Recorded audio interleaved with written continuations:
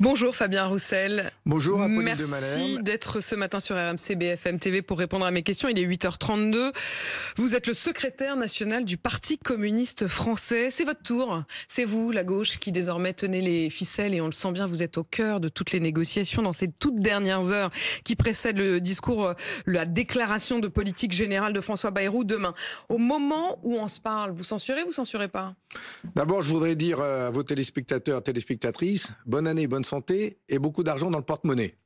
Ça fait toujours du bien. Ouais, mais vous savez, pour 2025, je crois que beaucoup de nos concitoyens attendent que ça change, attendent du changement.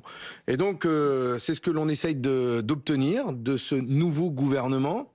Monsieur Macron a décidé de renommer les membres de son équipe, ceux qui ont toujours été avec lui malgré les élections, et nous, malgré tout, nous essayons d'obtenir, d'arracher des avancées pour nos concitoyens, que ce soit pour leur pouvoir d'achat ou que ce soit pour le progrès social. Vous avez posé le et décor. je pense Fabien de la Roussel, réforme, je pense à la réforme des retraites en particulier. On imaginait bien que vous faisiez ça, évidemment, pour, en effet, les Français, tout ça. Pas de problème, si vous préférez prendre le temps de redonner la méthode. Moi, je vous pose quand même une question très concrète. Au moment où on se parle, on le sait bien, vous êtes en égo. Vous avez été reçu à Bercy 2 fois par Éric Lombard, le nouveau ministre de l'économie. Avant, après, pendant, vous vous êtes réunis avec le Parti socialiste et les écologistes pour vous mettre d'accord. Et ce que vous tentez d'obtenir, c'est la suppression de la réforme des retraites. Est-ce que vous avez l'impression que la discussion est saine, ou est-ce que vous vous dites pas que peut-être vous êtes en train de vous faire avoir? Je pense que non. Je vais vous dire franchement, on est encore un peu dans le brouillard. Ah. Monsieur Bayrou a dit qu'il avait en face de lui l'Himalaya. On est encore dans le brouillard. Et donc, il n'est pas là de gravir l'Himalaya. Ouais, sauf que c'est demain, là. Sauf que c'est demain. Donc, j'espère que dans les heures qui vont suivre, qu'il va y avoir un petit peu d'éclaircie et que l'on en saura un peu plus. Nous avons formulé nos attentes modestement, humblement. Celles que les Français, d'ailleurs, ont exprimées largement à travers les élections. L'abrogation de la réforme des retraites fait partie de ces demandes. Je dirais même qu'il y a une majorité à l'Assemblée nationale pour l'obtenir, très large majorité. Et donc nous attendons de la part du Premier ministre qu'il s'engage là-dessus, non pas dans 9 mois, non pas en renvoyant à une conférence sociale qui, si elle n'aboutit pas, ferait qu'on en resterait à la réforme des retraites à 64 ans. En fait, vous voulez un engagement dès demain. Ben oui, parce qu'on ne veut pas de chèque en blanc. Nous, on ne signe pas de chèque en blanc. On ne signe pas de chèque en blanc. C'est pas sur la base d'une vague promesse que l'on pourrait dire, que l'on pourrait dire, ok, on vous fait confiance, on vous censure pas. C'est ce qu'on aimerait bien nous avoir. C'est un engagement clair. D'abord qu'il n'y ait pas de nouvelles ponctions sur le pouvoir d'achat des Français, qu'il y ait un geste sur les salaires, mais surtout qu'il y ait cette avancée pour les 70 000 personnes qui auraient dû partir en retraite et qui ont dû faire 6 mois, 9 mois de plus. Et pour cela, nous souhaiterions, nous, écologistes, socialistes, communistes, qu'ils puissent partir en retraite le plus rapidement possible, c'est-à-dire le temps de mettre en place le système, là, dans les mois qui viennent. Il y a plein de trucs dans ce que vous dites, Fabien Roussel. Il y a ce « nous » que vous prononcez. Quand vous dites « nous », on le comprend désormais, c'est un nouveau « nous ». C'est pas nous, la nouvelle gauche qui avait été promise avec le nouveau Front populaire. Non, c'est une gauche qui comprend le Parti socialiste, les écolos et le Parti communiste. Mais d'abord, il y a aussi des mots que vous avez prononcés. Vous avez dit « nous souhaitons l'abrogation de la réforme des retraites ». Or, on le sent bien, tout se jouera sur les mots. Abrogation, suspension, suppression. Si on vous fait le coup de la suspension, est-ce que vous estimerez qu'en fait, allez, ça passe? Parce que suspension, ça veut dire suppression. Non, mais moi, je ne vais pas m'arrêter sur les mots. Je ne vais pas m'arrêter sur les mots. Demain, ce sera des mots. Demain, ça ne sera que des mots, puisque ce sera une déclaration politique. Non, c'est très concret. Je pense, par exemple, aux rippers, ceux qui sont derrière les camions poubelles, qui ramassent nos poubelles, tôt le matin, le soir, etc., qui font un boulot hyper pénible et qui se sont pris 2 ans de plus. Je m'en fous des mots qui seront employés. Eux, ils devaient partir, ils ne devaient pas prendre 2 ans de plus. Je demande au Premier ministre que tous ces hommes et ces femmes qui auraient dû partir à 62 ans là et maintenant et 9 mois, puissent partir en retraite, là, dans les mois qui viennent. Que ça s'appelle une suspension, un gel, un moratoire, une abrogation, quel que soit le mot, qu'il puisse permettre à ces salariés de partir avec leurs 168 trimestres comme c'était prévu avant la réforme, et sans cette mesure d'âge de 64 ans ou 62 ans pour ceux qui pouvaient partir à 60 ans. Est-ce que ça veut dire que Fabien Roussel, si demain vous entendez... Certains devaient partir à 60 ans, comme les Reapers, ils ont pris 62. Certains devaient partir à 62, ils prennent 64 ans. On demande, nous, quel que soit le mot employé, que ceux-là puissent partir sans cette mesure d'âge et avec leurs 168 trimestres, là, dans les mois qui viennent, le temps de mettre en place cette réforme et sans décote. Et sans décote. Temps de remettre en place cette réforme. Et c'est ça que je trouve très intéressant dans ce que vous dites, parce qu'on le sent bien. Vous dites les mots, bon, on s'en fiche. Enfin, on s'en fiche pas. Vous serez extrêmement attentif à ce qu'il y a derrière. Quand vous entendez Yaël Braun-Pivet, la présidente de l'Assemblée nationale, qui dit on pourrait mettre sur pause pendant 6 mois, le temps de remettre en cause, de réfléchir, de voir ce qu'on y fait, ça vous va. C'est 6 mois. C'est 6 mois pour l'instant, vous prenez. Attendez, non. Parce que mettre en pause, ça dépend ce qu'on met derrière. Si c'est pour dire que ces salariés vont continuer de travailler, vont continuer à exercer des métiers pénibles, vont continuer à 62, 63 ans de devoir aller travailler alors qu'ils auraient pu partir, ça c'est pas mettre en pause, c'est continuer la réforme. C'est l'inscrire encore dans le temps. Donc il faut une suspension en gros, timing. si c'est pour nous dire, peut-être qu'éventuellement elle sera suspendue dans 1 an, parce que ça revient à ça, mais c'est se reprendre 1 an. Enfin, c'est nous mener en bateau. Nous ne nous laisserons pas mener en bateau. Voilà. Ce que nous souhaitons. Vous avez encore un doute au moment où on se parle. Quand je vous demandais, pardon, mais ma première question, c'est quand même de savoir partir en retraite avec leurs 168 trimestres. Si vous n'étiez pas un peu en train de vous faire avoir, c'est-à-dire que vous parlez avec Éric Lombard, le ministre de l'économie, et quand il vous voit, d'abord, il vous connaît. C'est un homme de gauche. Olivier Faure l'a d'ailleurs dit à mon micro, ils se connaissent dans la vie. C'est quelqu'un qui s'est toujours engagé à gauche. Donc, spontanément, quand il est avec vous, il a envie de vous dire, écoutez, oui, bien sûr, je partage votre opinion. Est-ce que derrière, il aura les moyens de le faire? Est-ce que derrière, vous vous dites, c'est pas juste pour nous amadouer? C'est toute la question que je lui ai posée, encore hier soir, encore ce matin avant de venir d'ici, on échange, mais... Ce matin, vous vous êtes parlé par téléphone? Oui, non, on a échangé encore par SMS pour poursuivre la discussion d'hier soir, mais c'est pour vous dire... Hier soir, ce matin, Fabien Roussel, vous échangez par SMS avec Éric Lombard, le ministre de l'économie. Oui, pour pousser. Et il vous dit quoi? Et pour lui demander, pour qu'ils comprennent bien que la balle, elle est dans leur camp. Pour qu'ils comprennent bien que s'ils arrivent à accéder à cette demande sans dogmatisme, à ces 70 000 salariés, parce qu'on parle de 70 000 salariés, pour une mesure qui va coûter entre 2,5 milliards, 2 milliards pour cette année. Enfin, on n'est pas sur des sommes... Évidemment, la question, c'est la suite. Et l'année prochaine, c'est 3 milliards, et c'est jusqu'en 2027. En 2027, il y aura des élections présidentielles, et tout sera reposé à ce moment-là. Donc, on n'est pas sur des sommes astronomiques, on parle de 70 000 salariés, et donc, je leur demande de ne pas être dogmatiques. Fabien Roussel, est-ce que vous lui avez demandé ce qui se dit en France? Est-ce que dans les SMS que vous avez échangés avec le ministre de l'économie, hier soir et encore ce matin, soir, on s'est parlé vivement. Ce matin, on s'est encore envoyé des messages. Vivement sur quoi? Vivement sur quoi? Sur quoi ça tend encore? Mais sur cette réforme de retraite, sur la possibilité de faire partir le plus rapidement possible ceux qui auraient dû partir sans réforme. Il vous dit non? C'est vague. On est dans le brouillard. On est dans le flou. Vous voulez des engagements? Et nous, on veut des engagements dès demain, clairs, de la part du Premier ministre, qui s'adresse à ces hommes et ces femmes qui auraient dû partir, et qu'on puisse, et que le Premier ministre puisse leur dire, dans les semaines, dans les mois qui viennent, là, le temps de faire valider votre dossier, avec vos 168 trimestres, quand vous avez 62 ans et 6 ou 9 mois, le temps que ces dossiers soient validés, vous pourrez partir au mois de mai, au mois de juin, le temps de mettre en place les dossiers.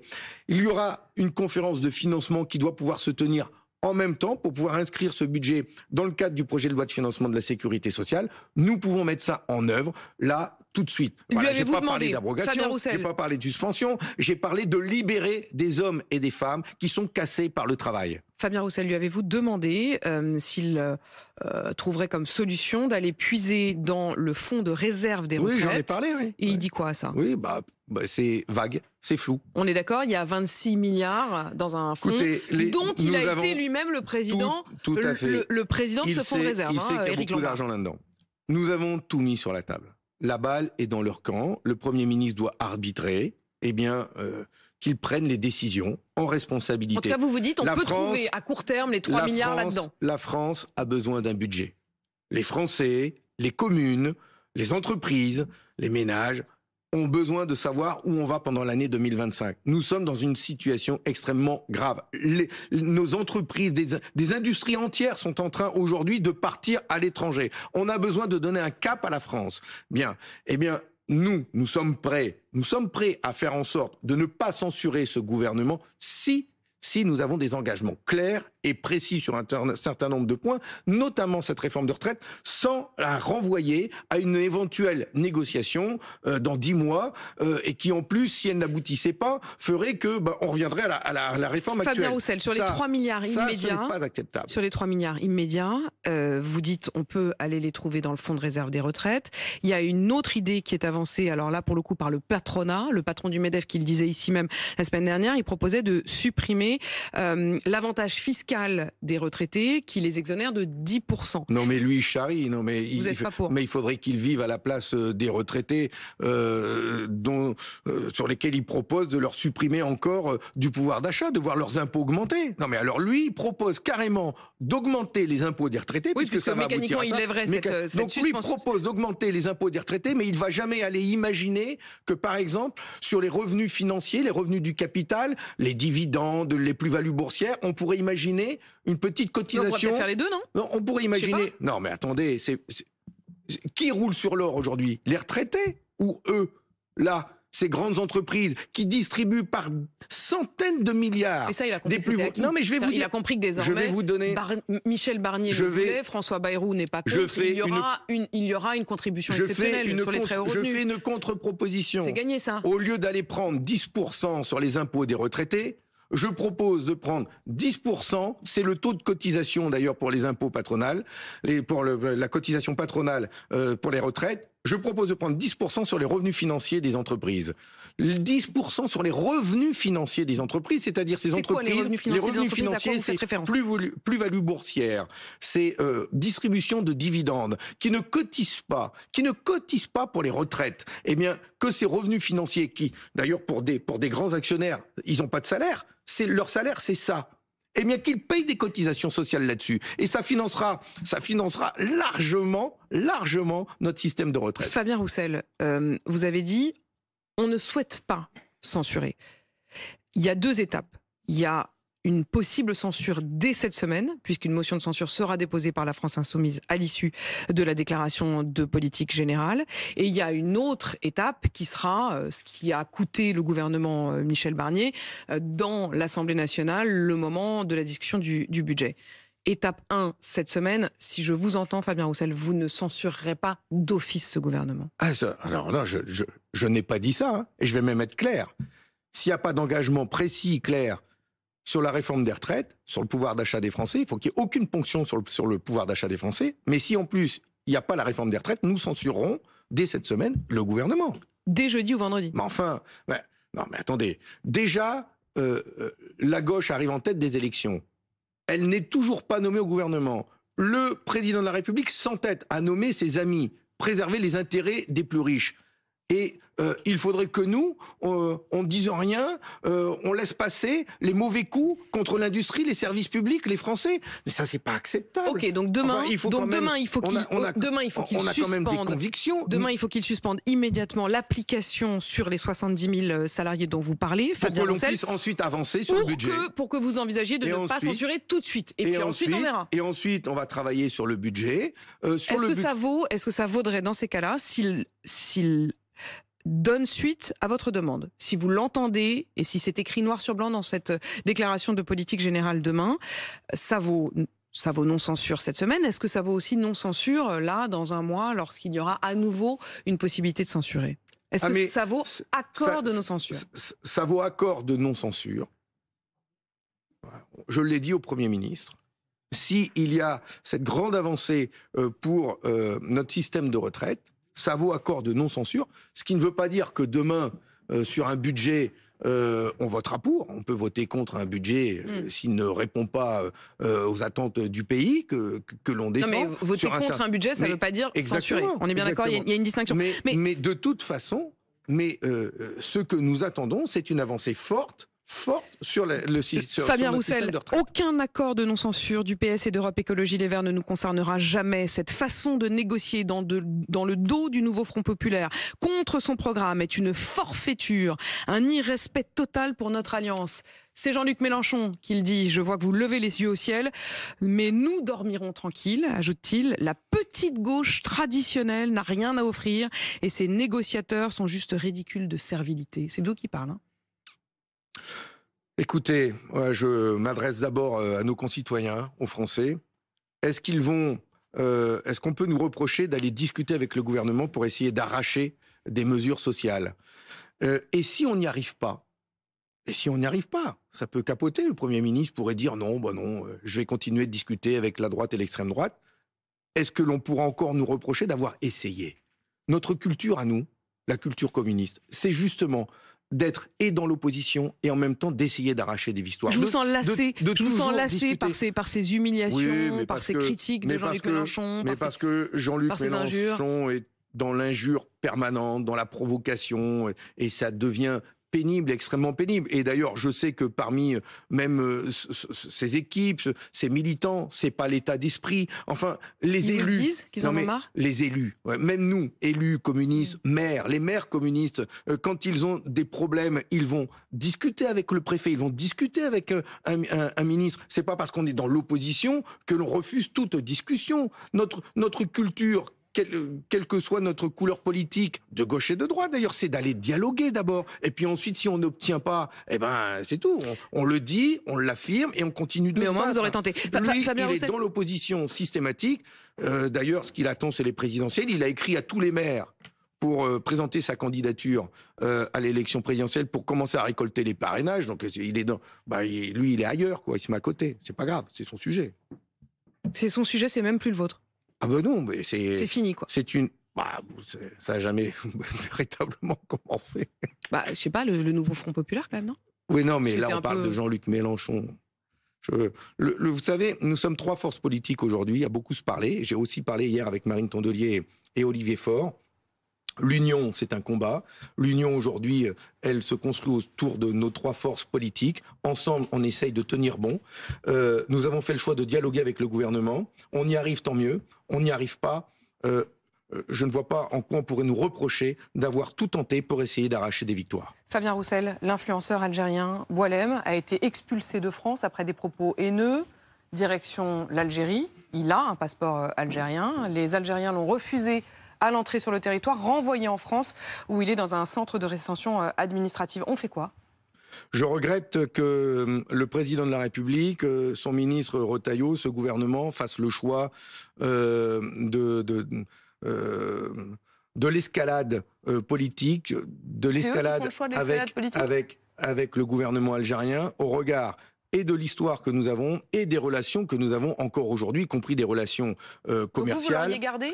Et donc, l'influenceur Boualem, vous estimez qu'il peut rester en France tranquillou ?